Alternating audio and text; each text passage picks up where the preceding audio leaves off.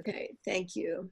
All right, so it's we three, and Maria, you know Derek, right? Mhm. That you, okay, fine. I mean, from meetings virtually, I know Derek. Okay, virtually. Right, yeah, okay.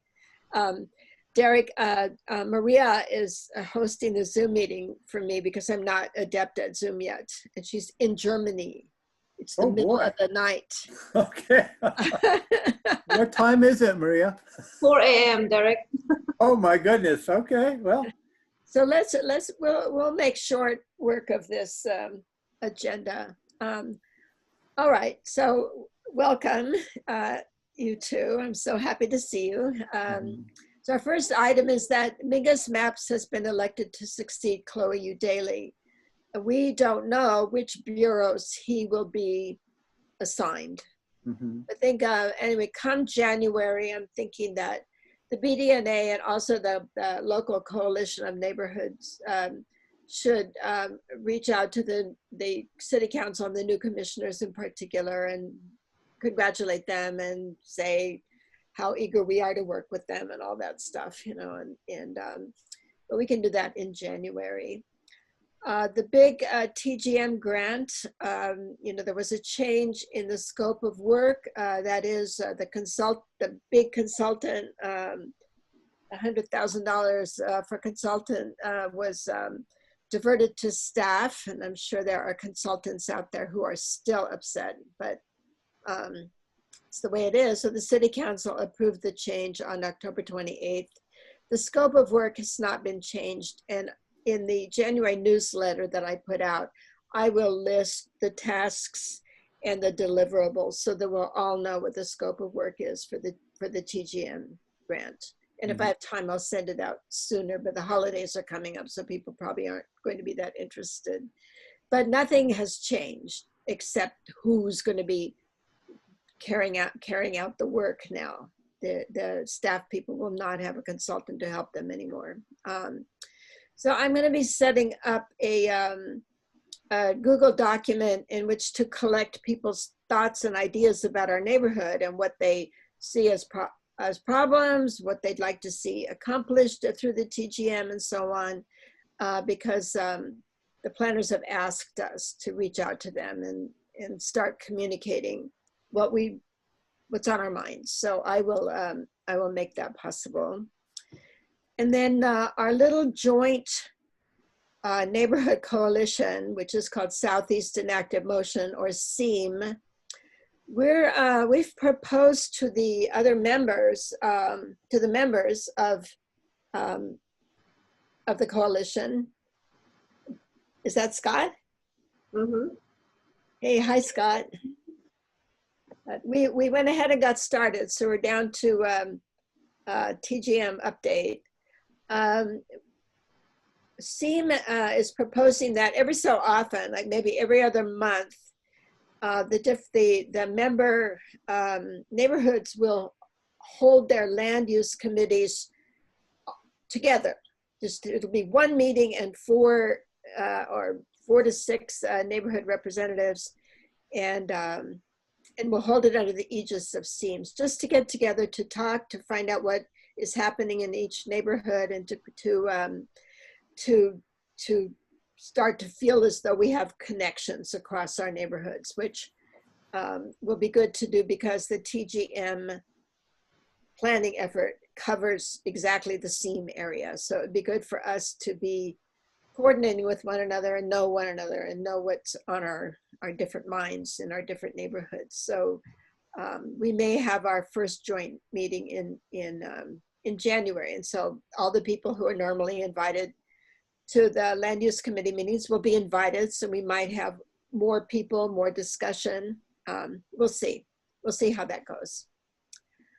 Okay, so to go on to Parks and Recreation, the voters approved the operating levy, which is very nice because it means that over 90% of the people who own property in Portland are going to be paying a little bit more every month for this because of this levy. But Portland parks are clearly really important to all of us, and the voters were very eager to see Parks and Rec get back on its feet and begin to open up in summer of 2021. They're going to be able to open up the community centers again, which means we get our community center back, which is nice. And they'll be able to open up the swimming pools and hold their camps and all their programs, you know, their dance classes and crafts and all that. They're going to be able to offer lower rates or zero rates to low-income people who have often been unable to participate in the Parks and Rec program because of the fees, but the fees were what funded Parks and Rec. So now we have money coming in from somewhere else so we can be kinder to our lower income people.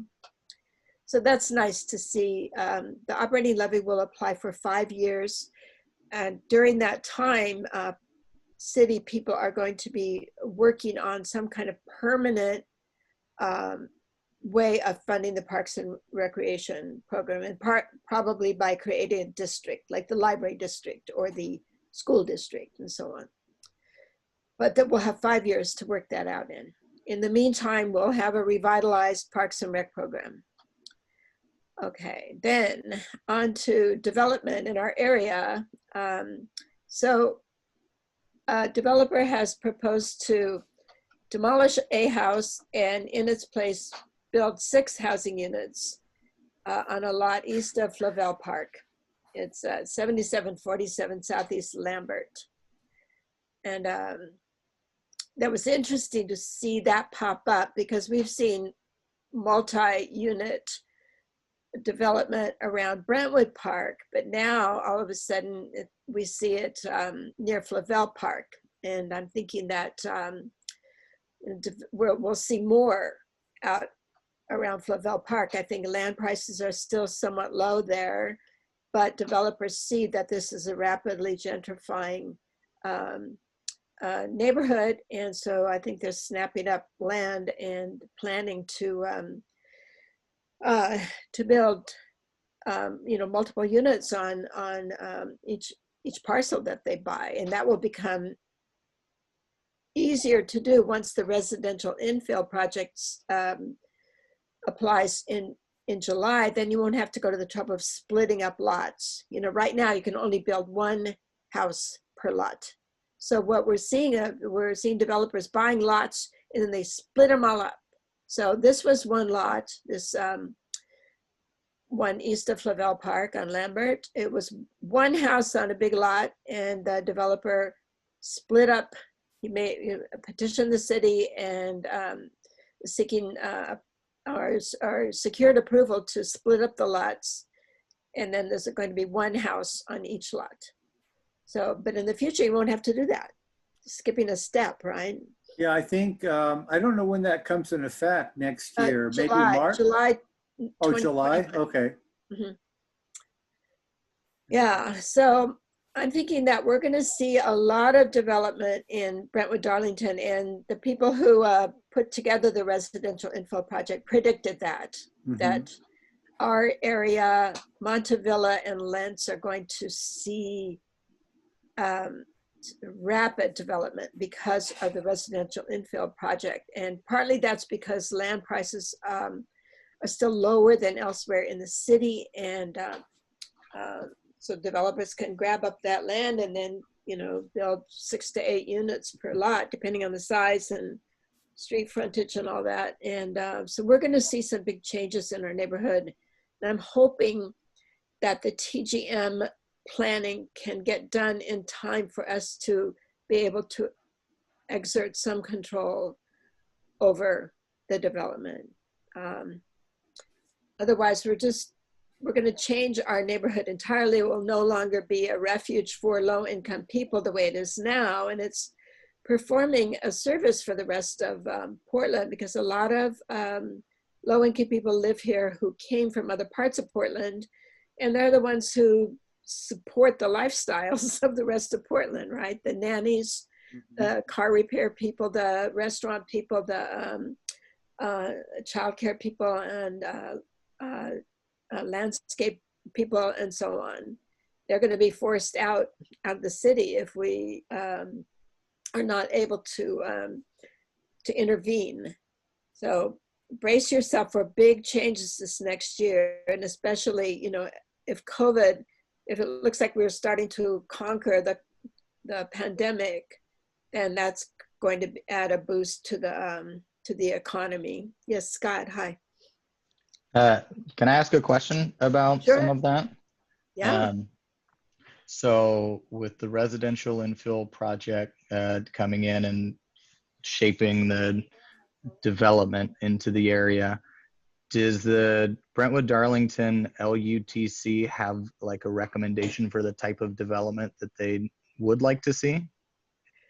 Well, that's a good question. I mean, one of the things we'd like to see is some provision made for introduction of some commercial or retail into our neighborhood, because we have almost nothing. You have to go up to Woodstock or down to Clackamas to go shopping. We have the grocery outlet, and then we have, you know, several stores that sell beer and wine, and that's it. With the Three Sisters tortilla place where you can get tortillas a few hours a week, and but essentially we do not have any kind of real retail and services center or corridor. So I think there's a lot of interest in being able to bring useful retail to Brentwood Darlington.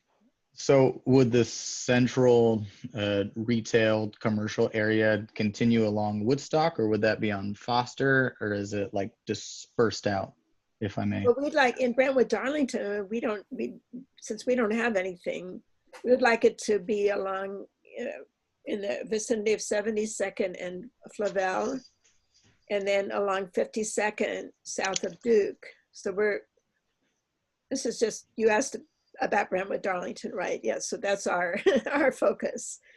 I wonder, Stephanie, as things turn, I know people, what I've seen as a realtor is that at some point families get older and they'll sell properties or businesses, right? And at some point, that's the opportunity for someone to buy something and then a turn. Like, I don't know, I wasn't here before Grocery Outlet was not here. I don't know what was there, but I always thought that that corner could turn at some point, 72nd and Flavel, just because Grocery Outlet, I'm in there all the time, but it's a newer building. They got a great bioswale, you know, that the city made them put in there with the parking lot. But the other three corners, yeah, you know, not good or bad. And I think the Three Sisters, they're more of a wholesale operation, right? They are. Their retail thing is very tiny. Yes. But you can get the tortillas there, and they're awesome. Well, every time I show up, they give me a fresh hot one. So I'm always dropping flyers off. Well, you know, I think that Marty and Zeph, the planners who will be leading this TGM development, are going to be evaluating how they can change zoning in order to encourage businesses to locate, you know, in the vicinity of Grocery Outlet. So I haven't studied what the zoning is there, but it may be that commercial mixed use zoning that allows something like Grocery Outlet is just very limited. It might be limited to the intersection. Right. And so I think they're thinking about extending it up and down 72nd so that it would be possible to say demolish an old house and then put a couple of little businesses in there. I don't know, because I'm coming to land use late in life and I don't know how this zoning stuff works and so on, but I'm trying to learn. And then we're thinking of having Marty Stockton come and talk to this January joint meeting if we can possibly arrange that. And so we should be able to answer a lot of questions, such as, can we, you know, make a business, can we force businesses into existence in our neighborhood? We want them so much. And so she can help us understand how that might come about, you know, if we can adopt a certain kind of districting or design overlay or something. I don't know exactly how it works, but she'll be able to explain to us what might be possible to make these desired changes in Brentwood, Darlington.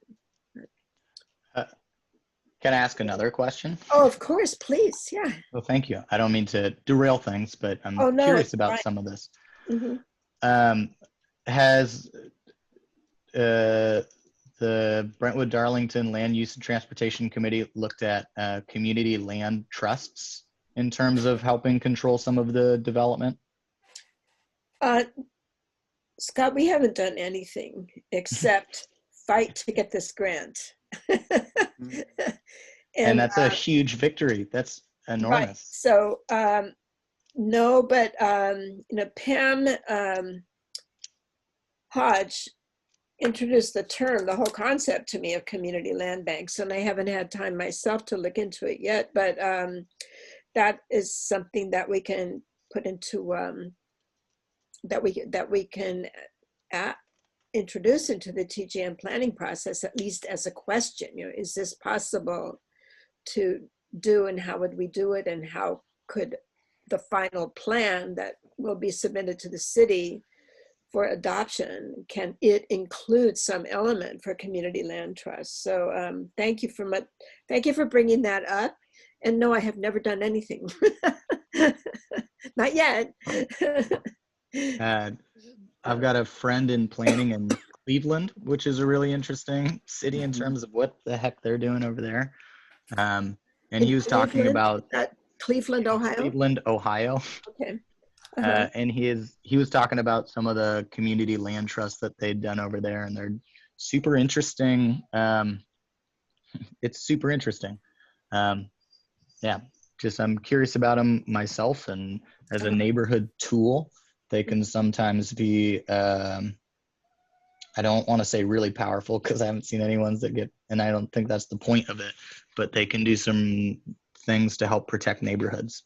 Right. Okay, well, clearly that's something we need to look into, and probably sooner rather than later. And that reminds me, Derek, I went down to, I drove down 72nd to, I guess it's Alberta Street there. Right, Southeast Alberta, yeah. And there was the old VA building, or I don't remember what it was, but there was VHW or, yeah. Okay, Veterans of Foreign Wars or something. Yeah. Old, and it's gone, and it's been replaced by these, this big cluster of two-story houses. I mean, thickly clustered. That's not in Brentwood, Darlington anymore now. That's in Clackamas, I think. Well, yeah, it's some kind of, I should know what that neighborhood is. There's like a little, there's, because we stop at, what is it, Harney or Clatsop or? It's Clatsop. Clatsop, yeah. And so, and that's kind of, there's things on the top of the hill there. And I forgot, is that, because there's the county line is like literally, I think somewhere in the hillside. So I think there's some kind of strip of some type of neighborhood there. What, that's neither Portland nor Clackamas? I'm not sure what it is, to tell you the truth.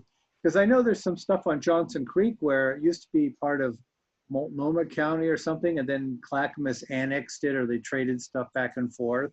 Because I talked to some property owners down there in Johnson Creek. So, but yeah, I guess that's on my list to do things to learn more about that area. If you could, that would be interesting, because I've heard this before, that it's kind of a no man's land. Yeah. A little area between Multnomah County and Clatsop. And but to go back to what Scott is talking about, before, there had been some talk last year, some daydreaming about, how wonderful it would be to take over that old VFW building and make something of it for the neighborhood. But now, too late. It's all covered with these, when you first drive by, it looks like there are 30 of them, but I think there are only 8, of these. Right, and the ones that are right on Alberta, I believe they're all sold. I saw cars in the driveway, grass, lawns, so. Well, the housing market is under big pressure here. There just isn't enough housing, but there's a big demand. And some people are coming here who would have settled elsewhere in Oregon, but the housing stock took a hit from the fires, Mm-hmm. and houses they would have bought no longer exist. So in addition to natural increase, and then so we're getting the first of climate migrants coming up here. We now have people who would have settled elsewhere, but because of the fires, they're now coming to Portland. So there's a lot of pressure on our housing market here. And, Right, and also low interest rates because oh, of the, right. No, that's, of course, yeah. I don't know Yeah, how yeah, yeah. low they are. It's the, I don't know, maybe there's zero. I mean, that, you know, but, you know, there's always some type of number there, right? But it's pretty low, so. No, that's right. Yeah, so that's an amazing combination. Yeah. Which, to Derek's point, one of the things that community land trust can do is take advantage of those low interest rates as well, as opposed to just developers doing it. So community land trust, okay, that's something to learn. I'd like to learn about, more right? about. Yeah. Always something more to learn. So, okay, we will look at that. Scott, thank you for bringing it up. So I'll put it in my notes here. Then I just wanted to comment about this development again near Flavel Park.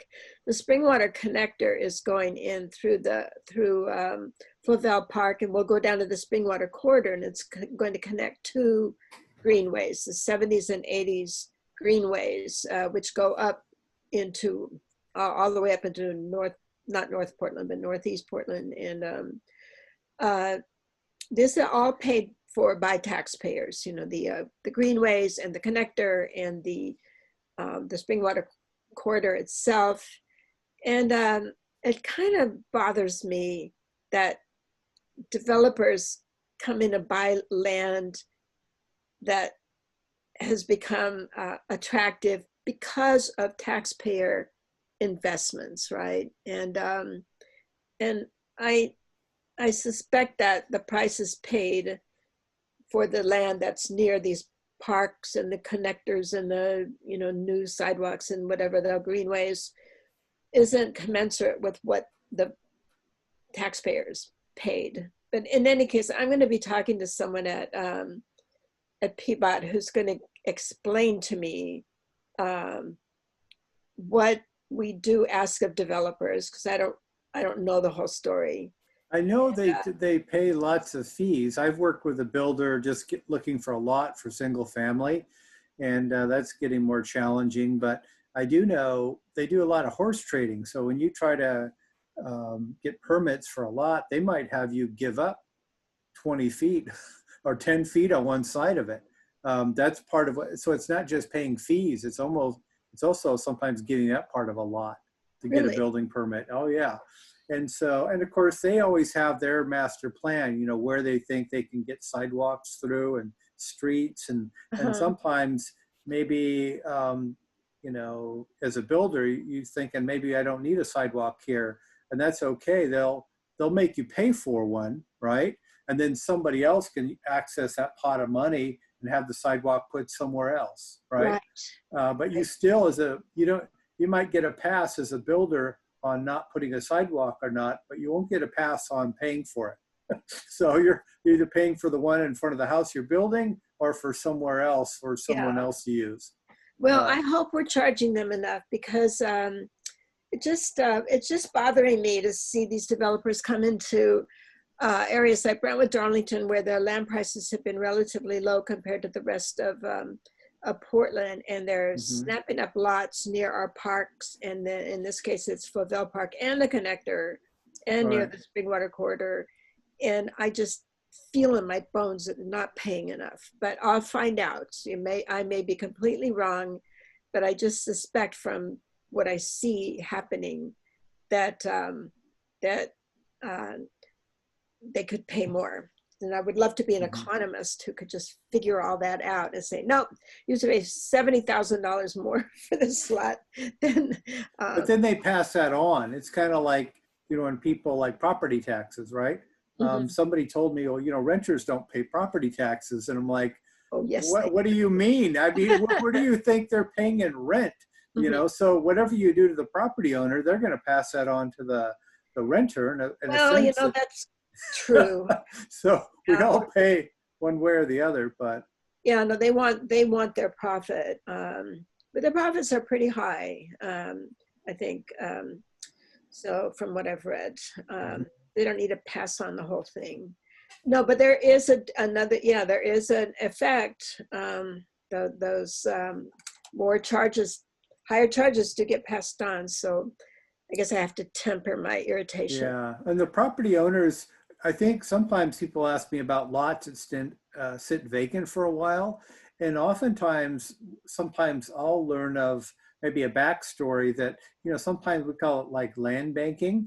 It's like, they know it's like, well, for a family and we're somewhere else, if we wait 5 years, this might be worth a lot more than this year, right? Mm-hmm. And so I think sometimes you'll see that in the city. I'm always curious, I guess if I had the time, but when I go down Woodstock, I run through the neighborhood or run around Reed College and come back home. But that Chinese Presbyterian church on Woodstock across from the library, that has a big fence around it. And I guess it's some type of retail on the bottom, apartments above. Yes. And so it's like kind of like Division Street, right? So we're seeing a lot of that. It's kind of, I know whoever's buying land, they have to deal with the market, right? Because there's other people who want to buy and build as well. But yeah, who knows? I always look at it, we have good problems, right? We're in a place where people are coming to and building things. So I do know sometimes I'll run into people at National Convention or wherever, and they're at a place where people are leaving, right? And sometimes they'll be selling a house. I'll hear about someone that working in an area where everyone is leaving.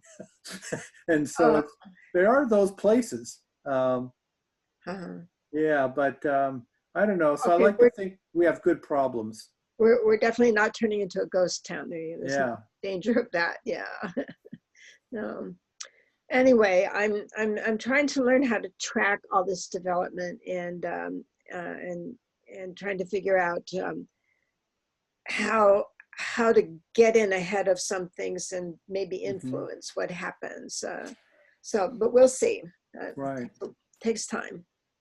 I'll say, okay, so to just keep going on. So the huge metro transportation measure for several $1 billion was defeated. It was the only measure, I think, that was defeated. That was on the ballot. So, yeah.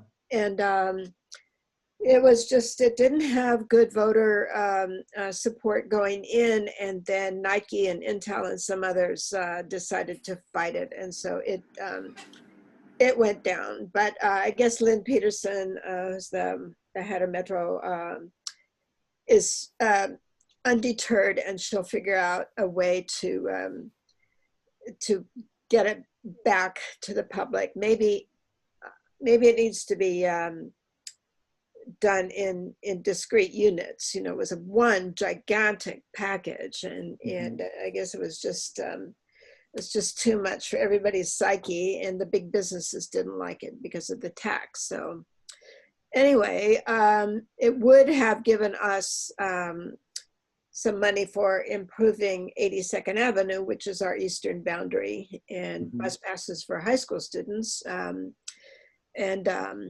But maybe that will come later. And then speaking of 82nd Avenue,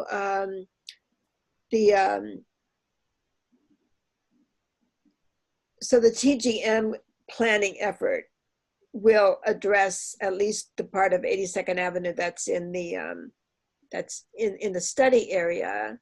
But then I have received a notice from ODOT that it's going to be doing a lot of repaving and putting in sidewalks and putting in blinking, pedestrian crossings and so on from Foster Road all the way down to south of Clatsop, I think all the way to Lynn or something. And so somebody thought that it might be part of an agreement with the city of Portland to fix up 82nd Avenue and turn it over to the city, but, and there was another suggestion that it was just city money and it was just for bicycles and pedestrian crossings and so on, for in connection with the, you know, this In Motion project. But I have looked into it, and it looks as though this is all state and federal money, and that this cleaning up this area, this section of 82nd Avenue is strictly an ODOT project, and it actually may not help with transferring 82nd Avenue to the city, because the city has very different standards for its bicycle lanes and its sidewalks and its crossings and so on. And so if ODOT proceeds with this, okay, this is what I've heard some planners say, or some people say, like Matthew Williams. So we're hoping someday the 82nd Avenue will be turned over to the city, and the ODOT will have nothing more to do with it. But if ODOT puts in all of these improvements that do not meet city standard, then we're going to have to redo them all. And so we spend money on undoing them and then putting in what we want. So I'm going to try to find out more about this ODOT project, which is scheduled and ready to begin in 2021. And I think that's right. Hold on, 2021 or 2022. So Stephanie, I have a question. Sure. You know, I drive on 82nd on my way to Clackamas sometimes when I don't want to get it on 205. I definitely know where the county line is, because it's like a brand new road, right? I don't know, Johnson Creek or wherever, but you know, you're like, why can't our road look like that? But then, yeah, it makes me wonder, if Peabody takes over, do they want to do something like Division and Foster, where if you're putting in bike lanes, are they going to make 82nd like a 2-lane road, or? Which it is right now. No, it's 4 lanes, right? 82nd is 4 lanes. Is it? Yes, it is. I thought there was at least part of it, there was a center. Not 82nd. Oh, you're thinking maybe Foster or somewhere else, but 82nd, because I sometimes use that when 205's clogged up. But yeah, all the way up to Gleason or all the way down to Johnson Creek, that's a 4-lane, you know, old highway.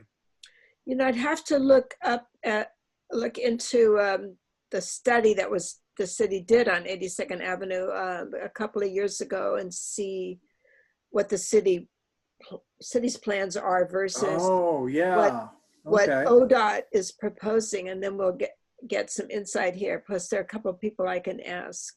And there could be a spare time here. Yeah, another thing to remember as far as bike lanes on 82nd is kind of close to 205, right? And I ride a bike, so there's a I-5 bike 205 bike corridor, right? Because I take Springwater Corridor when I ride my bike out to Multnomah Falls, or if I'm going to Vancouver or down to Oregon City, it runs right, it's just to the west of 205. So that's kind of a way people get north and south. But yeah, if they were to, that would be kind of a mess, because if you put a bike lane or did 2 lanes for 82nd, then you would be running into what Clackamas is doing at Johnson Creek. So no, and it's just not wide enough for everything. Yeah, I think that, you know, yeah, and also, what is it, the roadbed? They were talking about what astronomical number. There's no quick fix for 82nd, right? Right. So whatever they did south of Johnson Creek, they probably had to redo the roadbed or something. And then of course they did different improvements as well. So, but it's like a different road once you get past Johnson Creek. So. Okay, well, they intend to repave, so maybe they're going to create, they're going to make our stretch look like what's south of Johnson Creek. I don't know. Do you know, Scott? I was going to ask, 82nd, that is the boundary of the Brentwood Darlington neighborhood. Is a right, our neighborhood, correct? Eastern boundary, yeah. And then it's Lentz on the other side of that? Yes. Mm-hmm. They would probably be an appropriate organization to talk with about the fate of 82nd, because that's our shared, that's the divider between the two areas, and it shouldn't be treated as a divider. It should probably be treated as a shared asset. Well, you know, there is an independent, you know, volunteer organization that's just devoted to 82nd Avenue, and Oh, the Business Association, right? Yeah. there, yeah, there's that, and then there's another one too. I don't know that the neighborhood associations have enough power to at this stage to influence. I'd like to find out what's going on. Avenue. Yeah. But I don't know. We'll find out, especially as the TGM, as the TGM opens up, we can talk to the planners there and see. But Right. Neighborhood associations are very powerful when used appropriately. if used appropriately, yes. Well, I think we have yet to learn. And we've got a new, there's going to be an interesting new way that with Chloe Udaly voted out now, and a new stance on neighborhood associations coming in with Mingus Maps that can also potentially change the power of neighborhood associations, because he's from the Office of Civic Life originally. No, I know, and we're hoping that he'll be given that bureau again. We don't know how the mayor is going to divvy up the bureaus over the new commissioners. But before you joined the meeting, we were saying that in January, you know, once we know all the assignments and so on, we should reach out to the city council, and especially the new commissioners, and welcome them and congratulate them and tell them how eager we are to work with them. And You got it. Your Brentwood Darlington Land Use and Transportation Committee has power. Yeah, so, and I think we'll be able to scale up our ability to influence and to advocate for what we need. So we're going to be in a better position, definitely, than under Chloe Udaly. So let me go on to the air quality thing. You know, there's a lot of things happening on the air quality scene. There's this organization called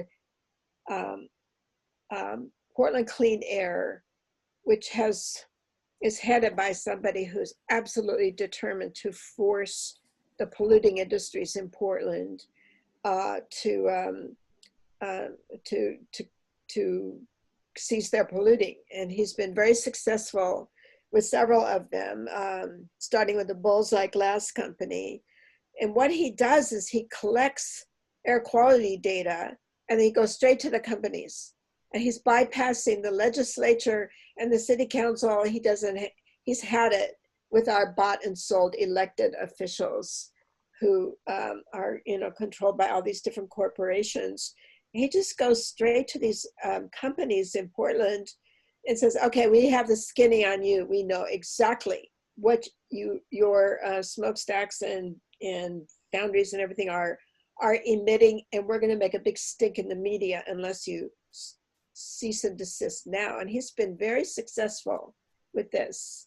And he's gotten a $75,000 spectrometer donated to him and installed it in the basement of a church. He's got a chemist who can analyze air samples. They've got these collectors that they call buckets, and he's got this whole program where he's going to get his volunteers riding their bicycles around Portland, collecting air samples, and they're on specific routes at different specified times of day, and then they take these air samples back to this church basement and get them analyzed. And he's building histories and graphs and maps, and this guy is just, he's almost fanatical. I mean, he's so— Who is this person, Stephanie?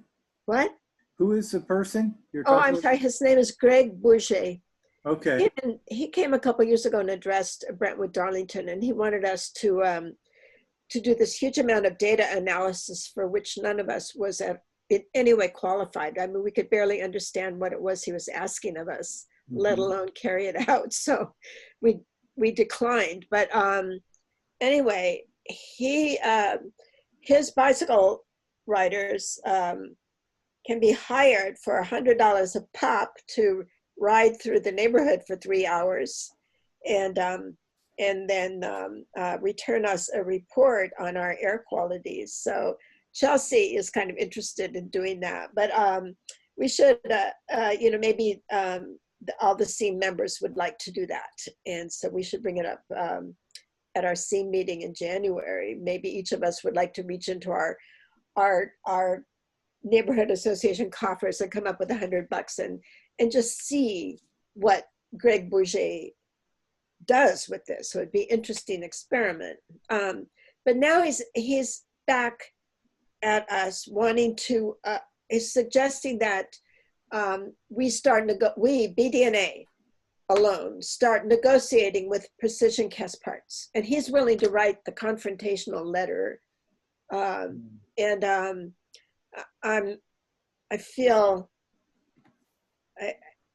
rather hesitant about leaping into that, especially since Keller Rohrbach has a class action lawsuit going against Precision Cast Parts. I would just like to talk to Pam and some other people and people on the board about what Portland Clean Air's strategy is and what the law firm's strategy is, and make sure that anything action we took would not I don't want to undermine this lawsuit in any way. And so that's my only hesitation. And I just don't know enough to know whether Greg Bourget's semi or really fanatical drive to bring these corporations to their knees is something we should join in or not. I don't know. I mean, I kind of admire him because he's built this incredible volunteer network and equipped it with some very high-tech stuff, and they're building maps and graphs and histories, and he's really done a huge amount just alone, and bypassing the whole corrupt government apparatus, which is terribly admirable. But we'll see. We have to learn more about this, and I might ask him what such a letter, he's offered to draft the letter of negotiation that we would confront Precision Cast Parts with. How do you spell his last name? Bourget. And it's portlandcleanair.org if you want to go and look at their website.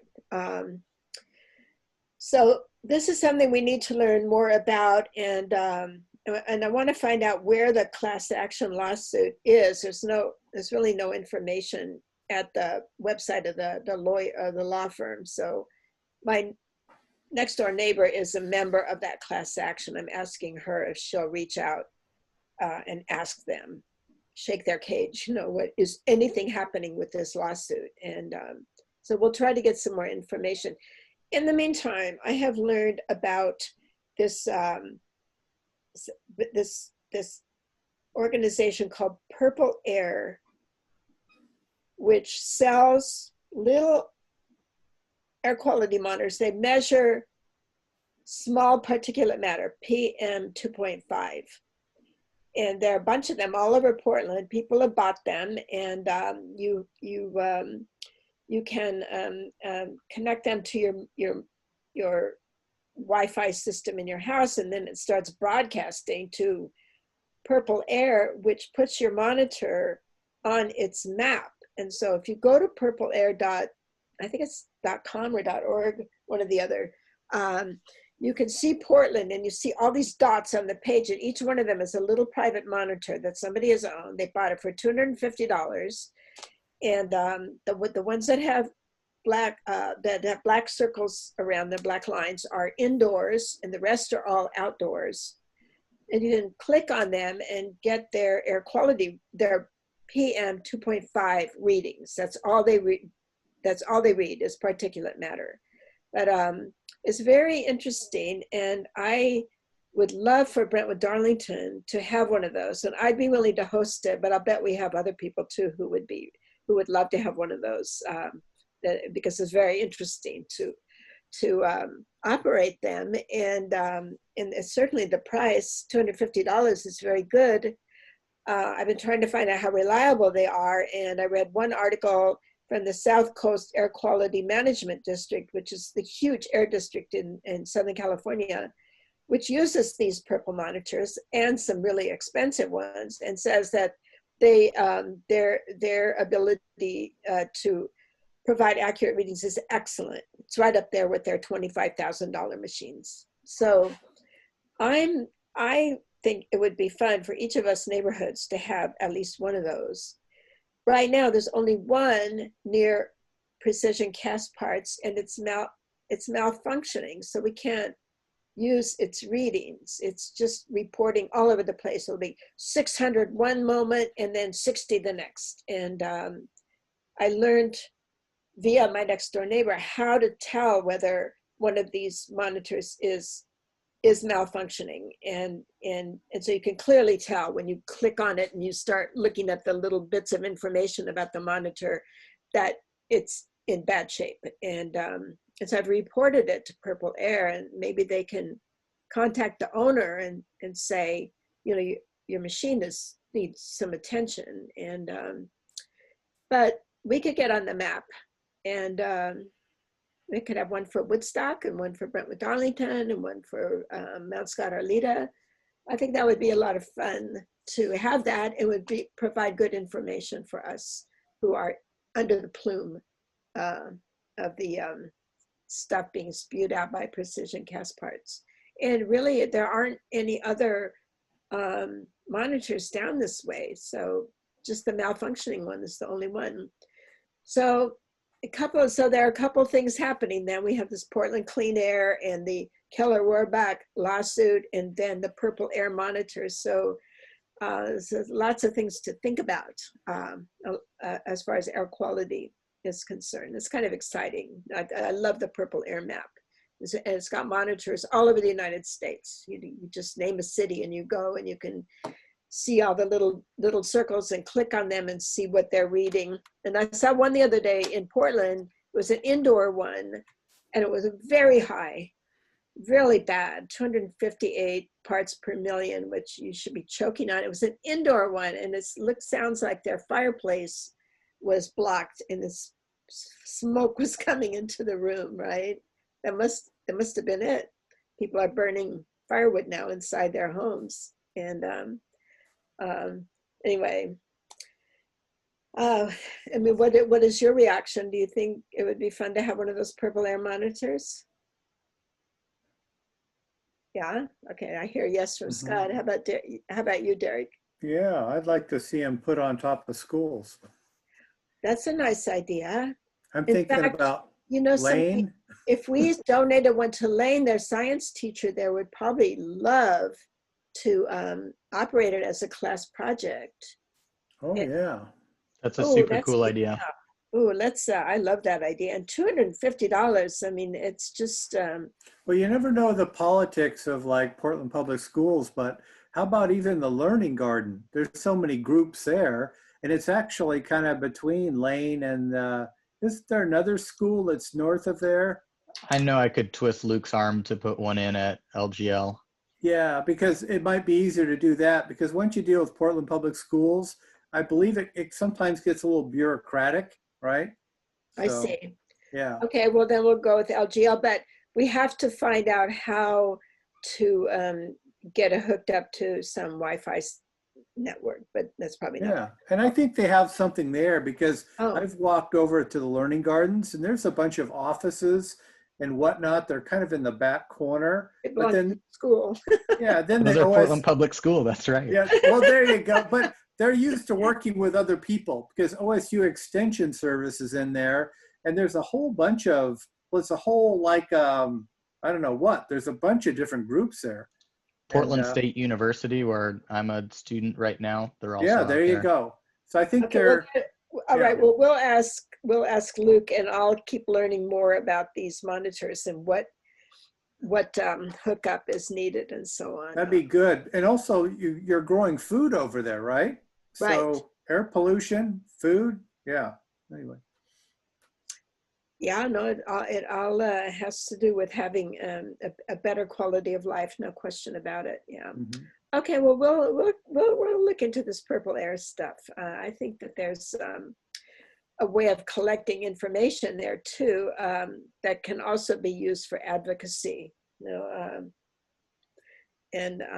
so we can kind of parallel Greg Bourget on our own, at least on the PM 2.5 scene. Okay, well, so that's a project for 2021. Okay, so moving on, the commercial lot at 52nd and Flavel is still for sale. I talked to the realtor who's selling it. He has a commercial properties firm or works for one, and I talked to him about 3 weeks ago, and he said that he still doesn't have a deal. So it's kind of interesting that that it hasn't been snapped up. It's languishing. Do you know anything about it, Derek? No, I don't. Is that next to Julie Foster's property, her clinic, or where is that? It's across the street from, it's at, it's a little strip mall at the corner of 52nd and Flavel. There's a little, okay, wine and beer store, a hair salon, and there's a laundromat. Okay. And a parking lot with these gigantic pits in it. And it's just very run down and awful. So Maria. the whole building? Oh, okay, yeah, Maria. I was just, thinking about that lot and it being for sale and all that. I just saw that Southeast Uplift has the Tabor space, that it was the Vibe on Southeast Division. It's up for a lease again, looking for a new tenant. And so I was reading about it a little bit, and I really like the idea of owning, I don't know how this all works, how Southeast Uplift is, I guess, the landowner, and then they are renting this space out for whatever serves the community as a discounted price. And, talking about protecting the neighborhood and kind of the, to allow neighbors to still maybe, I don't know, be part of a co-op and try to realize their own little business and all that, to have like a low entry barrier. I wonder if there's opportunity for Brentwood Darlington there with this lot, which is, it's kind of in a good location for, I don't really have no idea how it all works logistically and all that and financially, but there must be a way to build co-ops or to claim that, hey, we need this for our community to maybe promote small business owners and have a discounted, lease up for them if they are doing any good for the community as from Brentwood Darlington. I don't know, just things that come to mind if there is an opportunity there somehow. And I don't know how it all works, but seeing Southeast Uplift, they're having something like this with that place on Southeast Division. And I think they said it is up for no more than $1,800 a month for this pretty big prime location commercial spot. That's a bargain. That's nothing. Is that across from the Ainsworth Elementary School? Yes. Okay, gotcha. And I know a little of the history. I used to live in the Richmond neighborhood. Yeah. And I think somebody was doing something sketchy out of that location. So I think the city of Portland was able to, do some kind of eminent domain or something. So in a way, I think there was ways they didn't have to pay market price for that, I think. That's what I figured, yeah. But there's got to be some kind of leeway with, we are in a threatened neighborhood for displacement anyway, with the RIP starting next year and all that stuff. We're missing local businesses, small business owners and all that. So there's got to be some argument there to maybe be able to get some support from the city to implement something like that, like a co-op space or shared business area with, if it is a community goal, like, I don't know, bike shops, coffee shops, meeting spots, something for children, families, something along those lines. There's got to be some little way. Okay, and I don't know, because I just am ignorant about that whole area of endeavor, but it would be very exciting. It would be very exciting to be able to, instead of continuing to have a liquor store and a hair salon, it is nice to have the laundromat, but to have some kind of community place that offered gathering space and opportunities for small businesses and so on. Scott, do you have any knowledge about that kind of thing? Community land trusts. Yes. Yeah, there you go. Oh, okay. I I gotta thought learn maybe about that. you would say that. And then with regards to, there's lots of different ways to deal with land. I'm signed up for a land use law class coming up, and maybe I'll find out a little bit that would be helpful there. Okay. All right. Well, then hopefully it won't go up for sale until you've graduated from the class, right? You've passed the class, right? That's not likely. Okay. Well, we'll have, and Pam has been urging me to reach out to the different community development organizations like Rose and Hacienda to see if they might be interested in acquiring that property. And I haven't done that yet. But You can reach out to Rose through me. I'm now on their board of directors, and so I can. Oh, great. You've already done it, but send me an email or something. I can pass the word along also. So Scott, I have a question for you. So Rose Community Development, I thought they're primarily into residential housing. That's right. People, I mean, that's kind of their bread and butter, right? That's right. They stay away from like mixed use commercial or retail. That's right. They've done it. The apartments are at 82nd and Powell, are in partner with Apano, the Asian Pacific American. I don't know the whole acronym.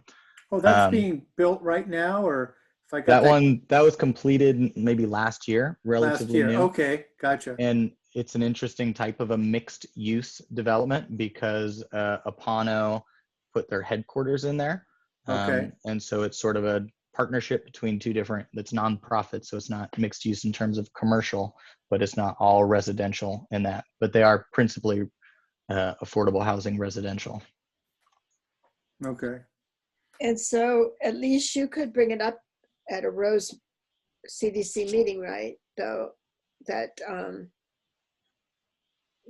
you could ask for discussion of the various possibilities for that strip mall.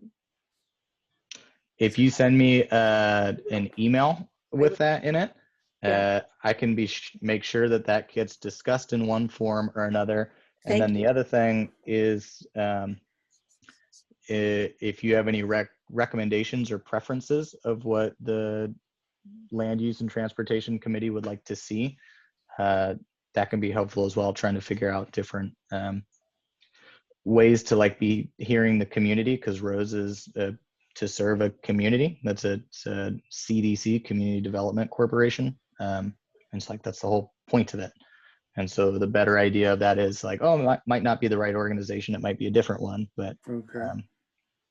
But it's a place to begin, and you might get some ideas and suggestions from it. And well, so the Mercado comes to mind. It's a group of little businesses. They're food production, but it's also a meeting place, right? A community, a gathering place. So Mercado is a super cool model for what they've done. Yeah. And my only beef with them is I think it's called the Comcast Plaza, is like the okay, the they cafeteria area outside. Yeah. I don't like Comcast. They're jerks.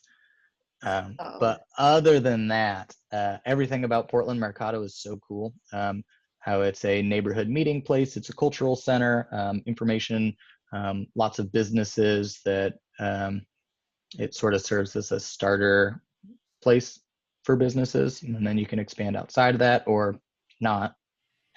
So it's a really flexible space.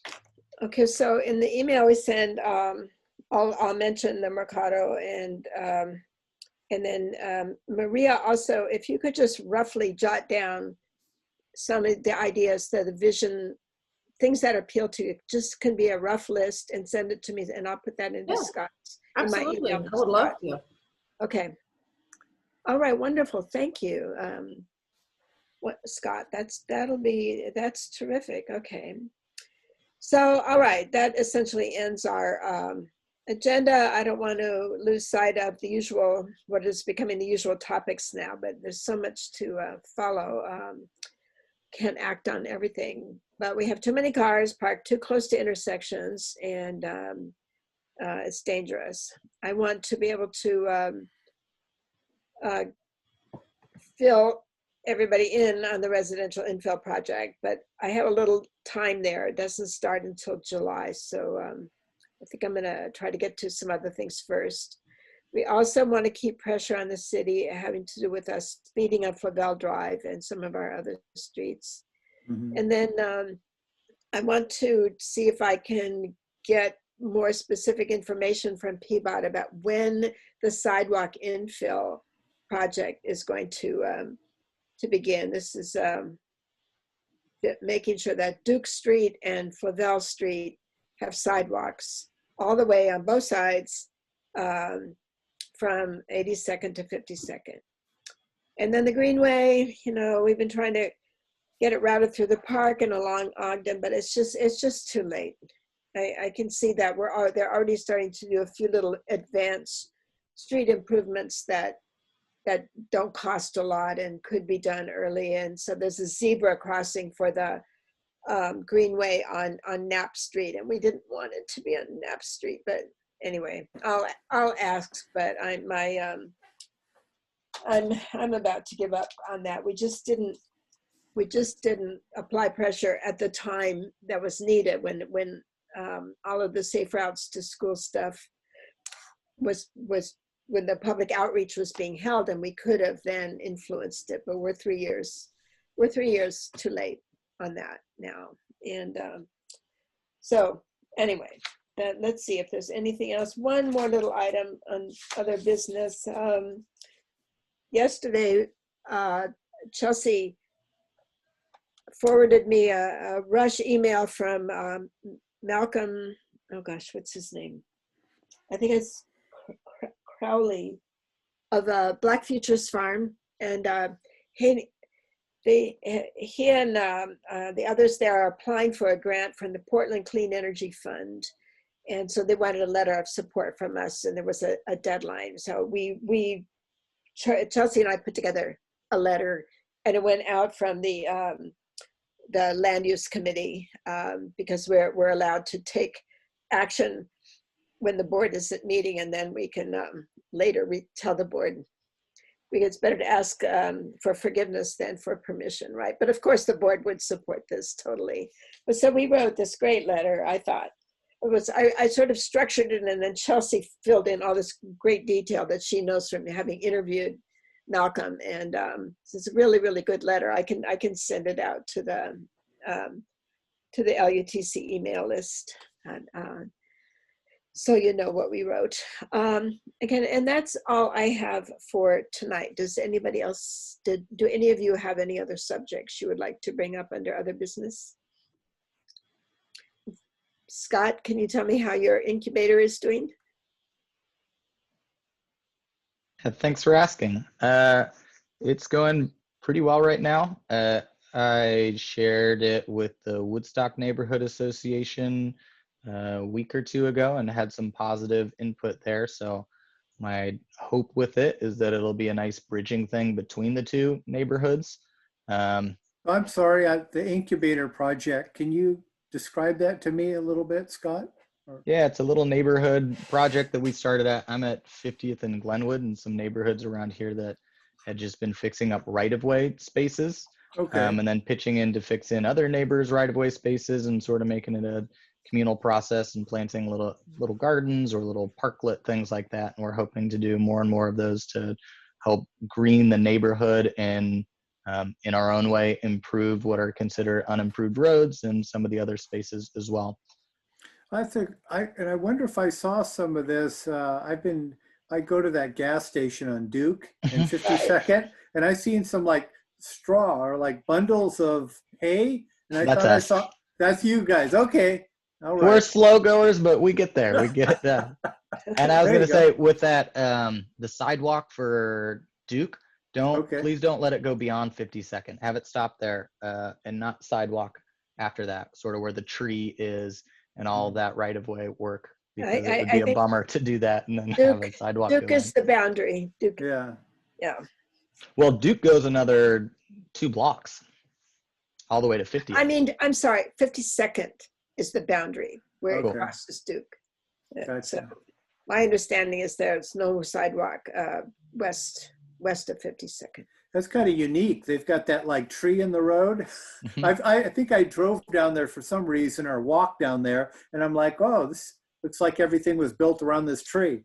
Fun. So I went to the Woodstock Neighborhood Association meeting, and I was looking at their newsletter that they put out, and they do a guess where this is in the neighborhood thing, and it'll be like a Okay. picture of an alley, and you guess where it is.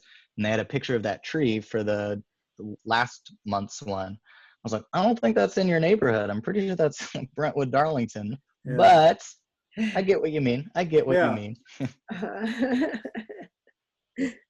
Okay, yeah, no, it's a lovely project, Scott.